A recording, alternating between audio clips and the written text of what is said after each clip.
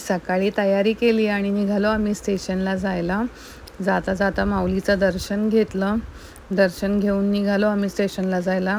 गाडी येतच होती तर राजेश धावत पळत चाललेला. बरेच जण धावत पळत चालले होते कारण ट्रेन ऑलरेडी स्टेशनला येत होती.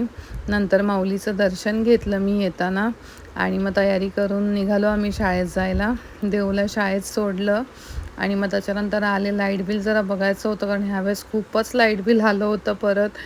आणि मग त्याच्यानंतर मग घरी थोड्या वेळ थांबून परत तयारी करून निघाले.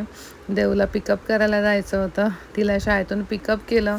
येताना रिलायन्समध्ये गेलो, जरा टोमॅटो वगैरे घ्यायचे होते आणि नंतर मग आम्ही घरी आलो. येताना खेळणी आणली होती बाबूसाठी आणि देऊने पण तिला काय ते स्लाईमचं अजून वेळ जात नाही आहे तर स्लाईम घेतलं होतं.